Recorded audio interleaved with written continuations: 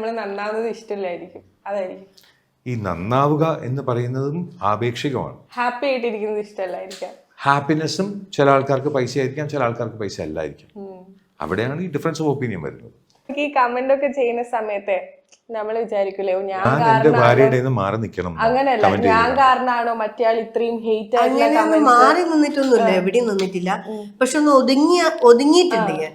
ഒതുങ്ങിയപ്പോഴും അവര് അത് വെച്ചിട്ട് പറയാൻ തുടങ്ങി. അപ്പൊ ഏത് രീതിയിൽ ജീവിക്കണം എന്ന് ഇപ്പൊ നിങ്ങൾ പറയുന്ന പോലെ നമ്മൾ ജീവിക്കേണ്ട അവസ്ഥയിലേക്കാ പോകുന്നത്. ഇപ്പൊ ഞാനിപ്പൊ ചിരിച്ചോണ്ടിരുന്നപ്പോൾ ഇതെന്താ ഇങ്ങനെ ഏത് നേരം ഇളിച്ചോണ്ടിരിക്കുന്നു, വായും തുറന്ന് ഇങ്ങനെ ചിരിച്ചോണ്ടിരിക്കുന്നു, ഇങ്ങനെ വിവരം കെട്ടതിനും അങ്ങനെയൊക്കെ പറഞ്ഞ ഒരുപാട്. എന്നാ പിന്നെ നോർമലി എന്നാ പണ്ട് കണ്ട ആ സന്തോഷം ഇല്ലല്ലോ ഇപ്പൊ, അതും പ്രശ്നം. ഇപ്പൊ ഏത് രീതിയിൽ ഇരിക്കണം, നമ്മൾ ഏത് രീതിയിൽ. ഒരു ദിവസം രാവിലെ ഞാൻ ചോദിച്ചു നമ്മൾ തമ്മിൽ ഡിവോഴ്സ് ആയെന്ന്. കാരണം യൂട്യൂബിൽ ന്യൂസ് ഉണ്ടായിരുന്നു ഞങ്ങൾ ഡിവോഴ്സ് ആയി.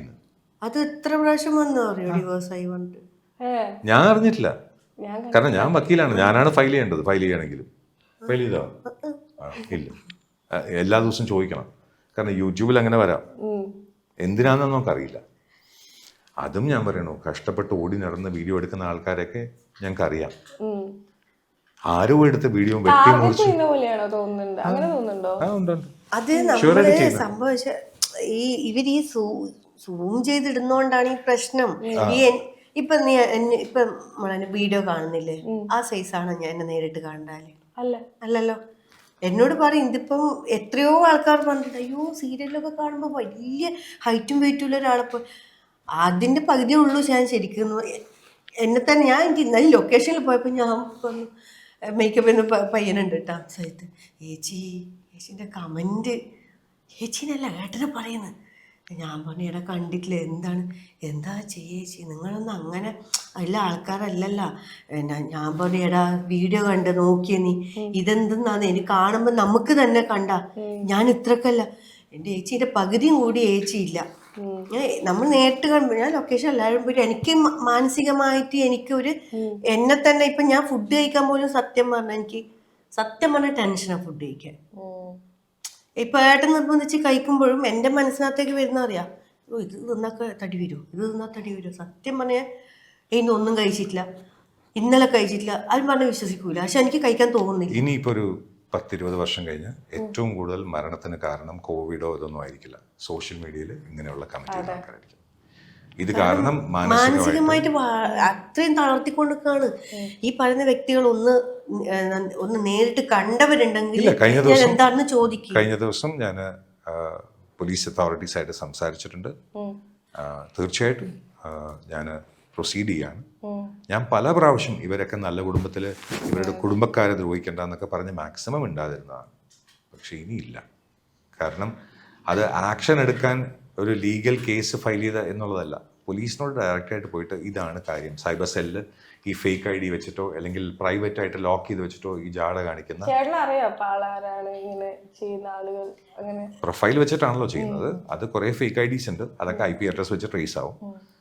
സൈബർ സെല്ലിൽ കൊടുത്തു കഴിഞ്ഞാൽ ട്രേസ് ആവും. അതല്ലാതെ ശരിക്കും റിയൽ ID വെച്ചുകൊണ്ട് എന്തോ എന്നെ ആരും ഒന്നും തൊടാൻ പോകുന്നില്ല എന്ന് വിചാരിച്ചു നടക്കുന്ന കുറേ നല്ല ആൾക്കാരുണ്ട്. ബൈ ദ വേ, എൻ്റെ പേര് ക്രിസ് വേണുഗോപാൽ, KRISSBENUGOPAL. സ്പെല്ലിംഗ് അറിയില്ല എന്നുണ്ടെന്ന് പിന്നെ പറയരുത്. ഇത് പോസ് ചെയ്ത് നിങ്ങൾ കേട്ടു നോക്കുക. ഇതാണ് എൻ്റെ പേര്. അല്ലാതെ മുത്തശ്ശൻ, കിളവൻ, ഇത് ഇങ്ങനെ പറയുന്ന ആൾക്കാർക്ക് ആ പേരറിയാത്തതുകൊണ്ടാണെന്നുണ്ടെങ്കിൽ ചോദിക്കേ, ക്രിസ് എന്ന് വിളിക്കുക, KRISS മതി. നട്ടല് വേണം മിനിമം. കാരണം ഫോൺ നമ്പർ അയച്ചു കൊടുത്തിട്ട് വിളിക്കാൻ ധൈര്യമില്ലാത്ത ഇവരൊക്കെ ഞാൻ എന്ത് പറയാം. ഒരു സ്ക്രീനിന്റെ മറയിൽ ഇരുന്നിട്ട് പറയാൻ ധൈര്യം ഉണ്ടാവും. സ്ക്രീനിന്റെ മറയോ ഇവരൊക്കെ ഞാൻ പറയുന്നില്ല. എന്തിന്റെ മറയിൽ എന്താ ചെയ്യുന്നതെന്ന് ആർക്കറിയാം. അല്ല ആൾക്കാരൊക്കെ കമന്റ്സ് ഇടുന്നവരിലും അല്ലെങ്കിൽ നമ്മൾ ലൈവ് പോയാലൊക്കെ മൈൻഡ് ചെയ്യണ്ട, അത് മൈൻഡ് ചെയ്യണ്ട എന്നൊക്കെ പറയും. പക്ഷെ നമ്മൾ മൈൻഡ് ചെയ്യേണ്ടത് എത്ര വെച്ചാലും നമ്മള് പിന്നെ അതിന് കണക്കായി നല്ല ബോൾഡായ ആളായിരിക്കണം. ഞാൻ അങ്ങനെ ഒരാളല്ല. പക്ഷെ ദേഷ്യമൊക്കെ വരും, നല്ല ദേഷ്യമൊക്കെ. എവിടെ ബോൾഡ് ആവണോ അവിടെ ആവാതെ, എവിടെ ബോൾഡ് ആവണ്ടോ അവിടെ ബോൾഡ് ആവും. എനിക്ക് ഇങ്ങനെയൊക്കെ പറഞ്ഞാൽ ഞാൻ തടയും. അത് ഇപ്പൊ മോളെ കുറിച്ച് പറഞ്ഞ മുക്ക് വിഷം വരില്ലേ, അത് അനുഭവത്തിൽ വന്ന പറയാം. അല്ലോ എന്നെ ഉപദേശിക്കാം ചേച്ചി ഒന്ന് മൈൻഡ് ചെയ്യേണ്ട ചേച്ചി. പക്ഷെ ഓപ്പോസിറ്റ് എനിക്ക് അത് വന്നാൽ എനിക്ക് വിഷമം. എനിക്ക് ഇങ്ങനെ കമന്റ് ഒക്കെ വായിച്ച് നമ്മൾ ആളുകൾ ഇപ്പൊ ഇനി സൈക്കോളജിക്കലി ഒരു കാര്യം കൂടെ പറഞ്ഞുതരാം. ഞാൻ എപ്പോഴും പറയാറുള്ളത്, ഇവിടെ ഒരു മുറിവ് വന്നു കഴിഞ്ഞാൽ നമ്മൾ പ്ലാസ്റ്റർ ഇട്ട് കെട്ടും. ഇതേപോലെ മനസ്സിൽ മുറിവ് വന്നു കഴിഞ്ഞാൽ വീൽ പുട്ട് ഓൺ വെയിറ്റ് കുറയ്ക്കണം എന്നുണ്ടെങ്കിൽ മനസ്സിനകത്തുള്ള വിഷമം കളയണം. So whoso wants to reduce weight ആദ്യം മനസ്സിലെ വിഷമം കളയണം. അത് ആലോചിച്ച് വിഷമിക്കും തോറും ഇനിയും വണ്ണം വെക്കത്തേ ഉള്ളൂ. ആഹാരം നമ്മൾ 3 നേരം നമ്മൾ കഴിക്കുന്ന ആഹാരം 5 നേരമായിട്ട് നമ്മൾ അതേ എമൗണ്ട് ഓഫ് ആഹാരം കഴിക്കുകയാണെന്നുണ്ടെങ്കിൽ തടി കുറയും. കാരണം ഇത് ഡൈജസ്റ്റ് ചെയ്യാനുള്ള ടൈമിങ്ങിനനുസരിച്ച് നമ്മൾ എല്ലാ ദിവസവും നോൺ വെജ് എന്നുള്ളത് മാറ്റിയിട്ട് ആഴ്ചയിൽ ഒരു നോൺ വെജ് എന്നാക്കി കഴിഞ്ഞാൽ പ്രോട്ടീൻ ഡൈജഷൻ വന്നിട്ട് നമുക്ക് വെജിറ്റേറിയൻ ഡയറ്റ് കൂടുതലായിട്ട് നമ്മൾ യൂസ് ചെയ്യുകയാണെന്നുണ്ടെങ്കിൽ തടി കുറയും. ഇതെല്ലാം നമുക്ക് അറിയാവുന്നതാണ്. വെള്ളം ഷുവറായിട്ട് നമ്മൾ കുടിച്ചിരിക്കണം. ഹൈഡ്രേറ്റ് ചെയ്തില്ല എന്നുണ്ടെങ്കിൽ എല്ലാ തരം പ്രശ്നങ്ങളും നമുക്ക് വരും. സോ മനസ്സ് ക്ലിയർ ആയിട്ട് വെക്കുക. ഫുഡിൽ ഡയറ്ററി കൺട്രോൾ, ആഹാരം കഴിക്കാതിരിക്കുകയല്ല വേണ്ടത്, കഴിക്കുന്നതിനെ സ്പ്ലിറ്റ് ചെയ്ത് 5 അല്ലെങ്കിൽ ചെറിയ ചെറിയ എമൗണ്ട്സ് ആയിട്ട് കഴിക്കണം. 100 ഗ്രാം വെജിറ്റബിൾസ് ഡൈജസ്റ്റ് ചെയ്യാൻ 4 മണിക്കൂർ എടുക്കും. അതുകൊണ്ടാണ് 4 മണിക്കൂറിലൊരിക്കൽ നമ്മൾ ആഹാരം കഴിക്കുന്നത്. 100 ഗ്രാം നോൺ വെജ് കഴിക്കുകയാണെന്നുണ്ടെങ്കിൽ അത് ഡൈജസ്റ്റ് ചെയ്യാൻ 72 മണിക്കൂർ എടുക്കും. അതുകൊണ്ടാണ് സ്വെറ്റും ബ്രെത്തും ഒക്കെ സ്മെല്ല് വരുന്നത്. സോ ഈ കാര്യങ്ങളൊക്കെ മനസ്സിലാക്കിയിട്ട് നോർമലായിട്ട് ആരെന്ത് പറഞ്ഞാലും എനിക്ക് ഒരു പ്രശ്നമില്ല എന്ന് പറഞ്ഞു പോകുന്ന ഒരാൾ മെലിഞ്ഞ് കറക്റ്റ് എമൗണ്ട് ഓഫ് എത്ര ആവശ്യമുണ്ടോ അത്രയും മീറ്റ് ഉണ്ടാവും. പിന്നെ ഇത്രയും പറയുന്ന നിനക്ക് വയറല്ലേടാ കിളവ എന്ന് ചോദിക്കുന്ന ആൾക്കാരെ, എൻ്റെ പേര് കിളവനല്ല, ക്രിസ് ആണ്. മുതുക്കനല്ല, മുത്തശ്ശനല്ല. മുത്തശ്ശൻ എൻ്റെ ക്യാരക്ടറുടെ പേരാണ്. ഈ വയറ് എന്ന് പറഞ്ഞാൽ എൻ്റെ L3 ഒരു ഷിയറിൽ പൊട്ടിയത്, ബൈക്ക് ആക്സിഡൻറ്റിൽ പൊട്ടിയത്. അതിനുശേഷം എനിക്ക് എക്സസൈസ് ചെയ്യാൻ പറ്റാതെ ടോൺ പോയതാണ്. ഞാൻ എക്സസൈസ് ചെയ്ത് തുടങ്ങിയാൽ പിന്നെയും ആ ബോണിന് പ്രശ്നം വരും. ഇത് മെഡിക്കലി ഏതൊരു ഡോക്ടറിനും മനസ്സിലാവും, നിങ്ങൾക്ക് മനസ്സിലാവില്ല. കാരണം കമന്റ് അടിക്കാനുള്ള ആൾക്കാർക്ക് എന്തെങ്കിലും റീസൺ വേണം. പറഞ്ഞിട്ട് പോലെ ഞാൻ ചേച്ചി പറഞ്ഞതിനോട് യോജിക്കുന്നുണ്ട്. കാരണം ഞാൻ ഭയങ്കര സെൻസിറ്റീവ് ആയിട്ടുള്ള ആളാണ്. എനിക്ക് പെട്ടെന്ന് വിഷമം ഇതുപോലെ ഇത് കേട്ട് കഴിഞ്ഞാൽ ഇനി 10 പേര് കൂടി ഇനിയും അറ്റാക്ക് ചെയ്യും. അപ്പൊ ഇനിയും വണ്ണം വെക്കത്തേ ഉള്ളൂ. അതുകൊണ്ടാണ് ഞാൻ പറയുന്നത്, നമ്മൾ എത്ര സെൻസിറ്റീവ് ആവുന്നോ അത്രത്തോളം നമ്മൾ വണ്ണം വെക്കും. അത് മാറ്റാൻ പറ്റില്ല. ഈ നമുക്ക് വിഷമിച്ചിരിക്കുമ്പോൾ എനിക്ക് മറ്റേ ഓവർ ഈറ്റിംഗ് സ്വഭാവമുണ്ട്. അത് വരും, അങ്ങനെയാണ് വരുന്നത്. കാരണം ഇവിടെ മുറിവ് വന്നു കഴിഞ്ഞാൽ നമ്മൾ വരിഞ്ഞ് കെട്ടുന്ന പോലെ മനസ്സിലെ മുറിവുണ്ടായാൽ വീൽ പുട്ട് ഓൺ വെയിറ്റ്. അത് ഓവർ ഈറ്റിംഗ് വഴി മാത്രമേ പറ്റുള്ളൂ. അത് ഡൈജസ്റ്റ് ആവില്ല, നമുക്ക് ഫാറ്റായിട്ട് ഡെലിവർ ആകത്തേ ഉള്ളൂ. നമ്മുടെ ബോഡിയിലെ വർക്കിംഗ് അങ്ങനെയാണ്. അപ്പം അതുകൊണ്ട് വണ്ണത്തിനെ ബേസ് ചെയ്തിട്ടൊക്കെ ആൾക്കാർ പറയുകയാണെന്നുണ്ടെങ്കിൽ ഇപ്പോൾ 30 കിലോ കൂടി സ്വന്തം വീട്ടിൽ ഭാര്യയ്ക്ക് ആഹാരം ഉണ്ടോ എന്ന് നോക്കാത്ത ഇവനൊക്കെയാണോ എൻ്റെ ഭാര്യയ്ക്ക് വെയിറ്റ് കൂടിയോ കൂടിയില്ല എന്ന് തൂക്കി നോക്കിയത്, അവനാണോ അവൻ തൂക്കി നോക്കിയത്. അപ്പോൾ ഇതൊക്കെ പറയാനുള്ളവൻ അവൻ്റെ വീട്ടിൽ സ്വന്തം മക്കൾക്ക് ആഹാരം ഉണ്ടോ എന്ന് നോക്കാത്തവനായിരിക്കാം. അല്ലെങ്കിൽ സ്വന്തം ഭർത്താവ് ജീവനോടുണ്ടോ ഇല്ലെന്ന് തിരിഞ്ഞു നോക്കാത്ത ആൾക്കാരായിരിക്കാം പെണ്ണുങ്ങളായിട്ട് അവർ. അല്ലെങ്കിൽ എന്ത് ഫ്രസ്ട്രേഷനാണെന്ന് എനിക്കറിയില്ല. അപ്പോൾ ഇതെല്ലാം ഞാൻ കെയർ ചെയ്യാൻ തുടങ്ങി കഴിഞ്ഞാൽ എനിക്ക് അതിന് മാത്രമേ സമയം ഉണ്ടാവുള്ളൂ. എനിക്ക് വേറെ നല്ല പണിയുണ്ട് ചെയ്യാൻ. എനിക്ക് എൻ്റെ പേഷ്യൻസ് നോക്കാനുണ്ട്, എൻ്റെ ക്ലയൻസിന് ലീഗൽ ഇഷ്യൂസ് സോൾവ് ചെയ്യാനുണ്ട്, എനിക്ക് എഴുതാനുണ്ട്, എനിക്കത് കൂടാതെ ഓരോ കാര്യങ്ങളും ചെയ്യാനുണ്ട്. ഇപ്പോൾ കഴിഞ്ഞ 3 ദിവസമായിട്ട് ഞാൻ മോർണിംഗ് മെസ്സേജ് എഴുതിയില്ല. എനിക്ക് അത്രയും വർക്ക് ലോഡും സ്ട്രെസ്സും എല്ലാം ഉണ്ടായിരുന്നു. അത് കാരണം ഞാൻ എഴുതിയില്ല. എൻ്റെ അടുത്ത് പല ആൾക്കാരും എഴുതി ചോദിച്ചു എന്തുകൊണ്ട് എഴുതിയില്ല. അത് ഞാൻ ഹ്യൂമനാണ്, ഞാൻ സാധാരണ ഒരു മനുഷ്യനാണ്, ഞാൻ ദൈവമൊന്നുമല്ല. എന്തുണ്ടായാലും ഇങ്ങനെ അങ്ങനെയല്ല. പക്ഷെ എനിക്ക് വറീഡാവാൻ എനിക്ക് താല്പര്യമില്ല. ഇവർ പറഞ്ഞോട്ടെ, മുത്തശ്ശൻ അങ്ങനെയാണ് ഇങ്ങനെയാണ്. സ്വന്തം വീട്ടിലെ മുത്തശ്ശന് വെള്ളം വേണമെന്ന് ചോദിക്കാത്ത ഇവനാണ് എന്നെയൊക്കെ വിളിച്ചിട്ട് നോക്കാൻ പറഞ്ഞത്. നമ്പർ കൊടുത്തിട്ടുണ്ട്. ഇനി നമുക്ക് കുറച്ച് സന്തോഷമായിട്ടുള്ള കാര്യങ്ങൾ സംസാരിക്കാം. അതെന്തായിരുന്നു? എത്ര പൈസ തരാൻ പോവാ? അല്ലെങ്കിൽ നമുക്ക് എന്താണ് പൈസ കൊടുത്തിട്ടാണ് ഇതൊക്കെ ചെയ്യിക്കുന്നതെന്നാണ് പറഞ്ഞത്. ഞാൻ എന്റെ ഇഷ്ടപ്രകാരം ഇവരെ സംസാരിക്കണമെന്ന് തോന്നിയിട്ടാണ് സംസാരിച്ചത്. അതിന് ഞങ്ങൾ പൈസ വാങ്ങിച്ചിട്ടില്ല. ഇത് ദിവ്യ ചേച്ചിനെ ഒരു 1 വേർഡിൽ ഡിഫൈൻ ചെയ്യാൻ പറഞ്ഞാൽ എങ്ങനെയായിരിക്കും അത്? കുഞ്ഞുമോൻ. അതിനേക്കാളും ചെറിയൊരു വാക്ക് വേണോ? എൻ്റെ. അത്രയേ ഉള്ളൂ. കേൾക്കുമ്പോൾ നല്ല സന്തോഷം. സത്യമാണ്. അല്ല, എനിക്കത് മനസ്സുകൊണ്ട് പറയുന്നതാണ്, എനിക്ക് ചിന്തിക്കേണ്ട കാര്യമില്ല. ഞാനൊരു 2 മിനിറ്റ് സുന്ദരി എന്നൊക്കെ പറയാൻ അങ്ങനെയല്ല. എൻ്റെ. എത്ര കാലം കഴിഞ്ഞിട്ട് സൗന്ദര്യം ഉണ്ടെങ്കിലും ഇല്ലെങ്കിലും എൻ്റെയാണ്. എങ്ങനെയൊക്കെ ആണെങ്കിലും എൻ്റെയാണ്. എന്നെ ഇപ്പോൾ എൻ്റെ അച്ഛനോ അമ്മയോ അവർക്ക് എന്തൊക്കെ സംഭവിച്ചാലും അവരെൻ്റെ അച്ഛനോ അമ്മയോ. അതുപോലെ എൻ്റെ ഭാര്യ. ഇത് എത്രത്തോളം കാലം വേണം എന്ന് കുഞ്ഞുമോൾ തീരുമാനിക്കാം. അതും ആ ഫ്രീഡവും ഉണ്ട്. ഇപ്പോൾ നേരത്തെ ഡിവോഴ്സിൻ്റെ കാര്യം പറഞ്ഞു. ഞാനൊരു ഡിവോഴ്സ് ലോയറാണ്, ഫാമിലി ലോയറാണ്. ഡിവോഴ്സാണ് കൂടുതൽ ഹാൻഡിൽ ചെയ്യുന്നത്. വേണ്ട എന്ന് കുഞ്ഞുമോൾക്കോ എനിക്കോ അങ്ങനെ തോന്നി, അങ്ങനെ തീരുമാനിച്ചു കഴിഞ്ഞാൽ ആ എൻ്റെ എന്നുള്ള ആ വാക്ക് മുറിഞ്ഞു പോവുക. ഒറ്റ വാക്കിൽ ഡിസ്ക്രൈബ് ചെയ്യാൻ പറഞ്ഞാൽ എൻ്റെ. ഒറ്റ വാക്കിൽ പറഞ്ഞാൽ ആ വാക്ക് കോമഡി എന്നാണ് വാക്കിന്റെ അർത്ഥം. ഇപ്പൊ നോക്കി ചിരിച്ചത് കോമഡി അല്ലേ? അയ്യോ, ഇല്ല ചേച്ചി ഭയങ്കര റൊമാൻറ്റിക് ആയിട്ടാണ് നോക്കിയത്. ഞാൻ നോക്കുമ്പോ അങ്ങോട്ട് തീർച്ച ചിരി വന്നതാ. അതെന്നെ കോമഡി ഒറ്റ വാക്കില്. ചേച്ചി എങ്ങനെ ഡിഫൈൻ ചെയ്യാം? എനിക്കങ്ങനെ പറയാന്നറിയില്ല, എന്നാലും മൈ സ്വീറ്റ് ഹാർട്ട്. അതിനി പറയും കിളവന്റെ എന്നെ സെറ്റിന്ന് മൊത്തം കളിയാക്കല. എന്റെ ഫോണിനകത്ത് അങ്ങനെ ഉള്ള എല്ലാരോ വിളിക്കുന്ന സ്വീറ്റ് ഹാർട്ട് വിളിക്കുന്നു. അവർക്കൊക്കെ അവരുടെ ഫോണിൽ sweet heart 1, sweet heart 2, sweet heart 3 ഇത് ഒരെണ്ണേ ഉള്ളൂ. അതിന്റെ തമാശ. ചേട്ടൻ നന്നായിട്ട് പാട്ട് പാടുന്ന ഒരാളാണ് എന്ന് എനിക്ക് തോന്നുന്നില്ല. ഇല്ല, നമ്മൾ കേൾക്കാറുണ്ട്, നല്ലോണം പാട്ടോടാണ്. എല്ലാ ഇന്റർവ്യൂസിലും എല്ലാരും പാടിക്കാറുണ്ട്.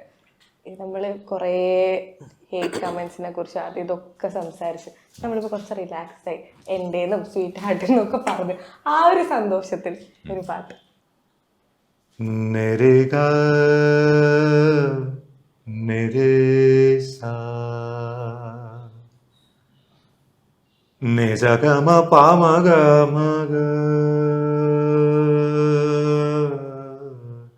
आज जाने की जिद ना करो,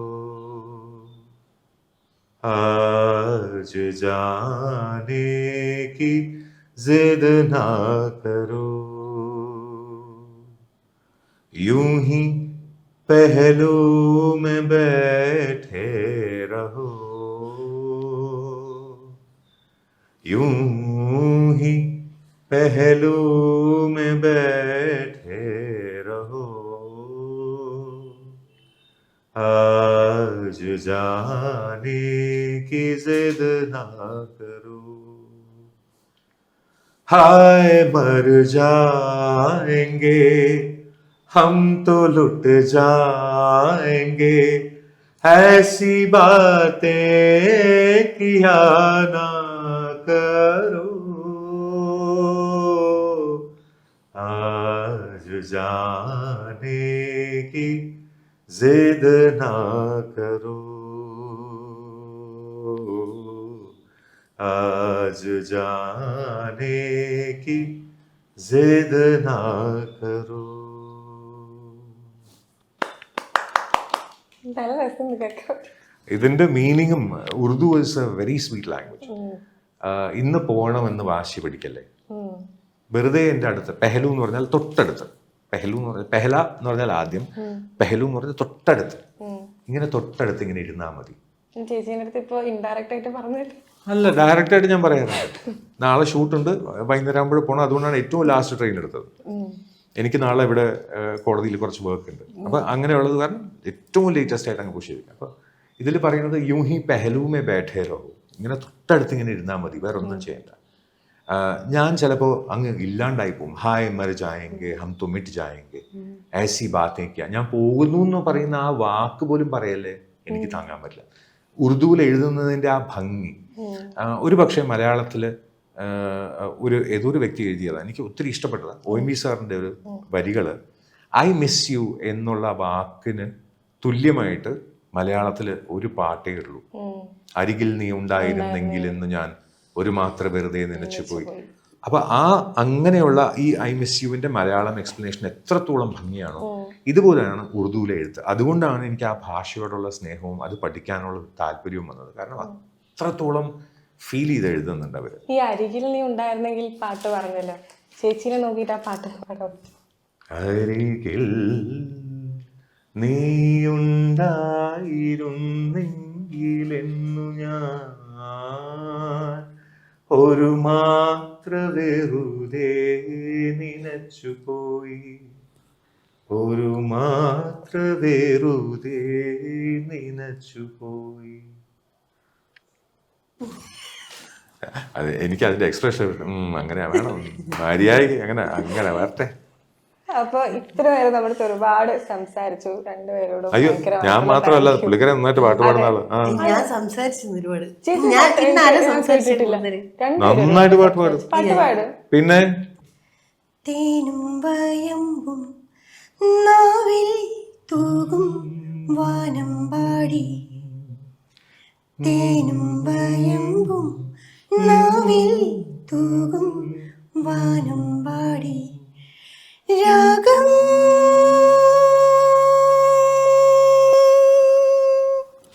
ശ്രീരാഗം പാടൂ നീ വീണ്ടും വീണ്ടും വീണ്ടും വീണ്ടും തേനും വയമ്പും നാവിൽ തൂകും വാനം പാടി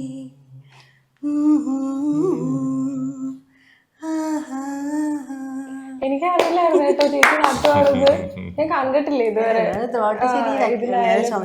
നന്നായിട്ട് പാട്ട് പാടും, നന്നായിട്ട് സംസാരിക്കും, നന്നായിട്ട് കുക്ക് ചെയ്യും, നന്നായിട്ട് എല്ലാ കാര്യങ്ങളും ചെയ്യും, നന്നായിട്ട് അഭിനയിക്കും. എന്താണ് മോശമായിട്ട് ചെയ്യുന്നത്? മോശമായിട്ട് ചെയ്യുന്നത് ഇങ്ങനെ നട്ടലില്ലാത്ത ഇവരുടെ കമന്റ്സ് ഒക്കെ കേട്ടിട്ട് വരിയിലാവും. അത് മോശമായിട്ട് കാര്യം. ഞാനൊരു പച്ചയായ മനുഷ്യ സ്ത്രീയാണ്. ശരി, അത് കറക്റ്റ്. പിന്നെ അമ്മച്ചിയായല്ലോ എന്ന് ചോദിക്കുന്നവരോട് ഞാൻ മുന്നേ അമ്മച്ചിയായത്. എനിക്ക് 2 കുട്ടികളുണ്ട്. മോക്ക് 18 വയസ്സ് കഴിഞ്ഞു, മോന് 10 വയസ്സാവുന്നു. ഞാൻ മുത്തശ്ശനായിട്ടില്ല. അല്ല, അമ്മച്ചിയായി എന്ന് പറഞ്ഞവരോട് ഞാൻ അമ്മച്ചിയാണ്.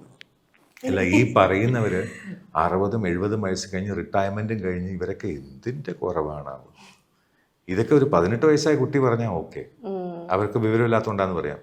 ഇത് 10-60 വയസ്സായിട്ട് ഈ വിവരമില്ലായ്മ പിന്നെയും കൊണ്ട് നടക്കുന്നുണ്ടല്ലോ. അതൊക്കെ ഒരു ഭൂഷണമായിട്ട് കരുതുന്നത് തെറ്റാണ്. പക്ഷെ രോഗം, നമുക്കിപ്പോൾ ഇങ്ങനത്തെ രോഗത്തിന് കുറേ നല്ല ട്രീറ്റ്മെന്റ് ഉണ്ട്. പ്ലഗിൽ വയറിട്ടിട്ട് അത് പിടിച്ച് സ്വിച്ച് ഇടാം, അല്ലെങ്കിൽ ചങ്ങലക്കിടാം, അല്ലെങ്കിൽ ഇങ്ങനെ നാട്ടിൽ നിന്ന് പറഞ്ഞു വിടാം. അങ്ങനെയൊക്കെ പല നല്ല ട്രീറ്റ്മെന്റ് ഒക്കെ ഉണ്ട്. പക്ഷെ അതൊന്നും ആരും ചെയ്യുന്നില്ല. രണ്ടുപേരും ഇപ്പൊ ഒരേ വൈബുള്ള 2 മനുഷ്യരാണ്. നിങ്ങൾക്ക് എപ്പോഴെങ്കിലും തോന്നിയിട്ടുണ്ടോ കുറച്ച് നേരത്തെ കണ്ടുമുട്ടിയിട്ടുണ്ടെങ്കിൽ അടിപൊളിയായിരുന്നേന്ന്? അങ്ങനെ എപ്പോഴെങ്കിലും തോന്നിയിട്ടുണ്ടോ? അത് മുന്നേ പറയലുണ്ടല്ലോ. ഇപ്പൊ നമ്മള് വൈൻഡപ്പ് ചെയ്യാൻ പോവാണ്. അപ്പോ 2 പേർക്കുമായിട്ട് എന്താണ് ഒരു സിംഗിൾ ആയിട്ടുള്ള ഒരു മെസ്സേജ് സൊസൈറ്റിക്ക് കൊടുക്കാൻ പറ്റുന്നത്? Get well soon. സാറല്ല, ചേച്ചി വിശദീകരിച്ച് പറഞ്ഞു. അയ്യോ, ഇനി വിശദീകരിക്കില്ല. ഇത് മൊത്തം എല്ലാ ഇന്റർവ്യൂവിൽ ഇത് പറയുന്നുണ്ടല്ലോ. എനിക്കൊന്നുമല്ല, എനിക്ക് ഒരാഗ്രഹമേ ഉള്ളൂ. നമ്പർ തന്നവരെല്ലാം ഒന്ന് കോണ്ടാക്ട് ചെയ്യണം, അത്രേ ഉള്ളൂ. നേരിട്ട് വന്ന് കാണണവർ, അത്രേ ഉള്ളൂ ഒരാഗ്രഹം.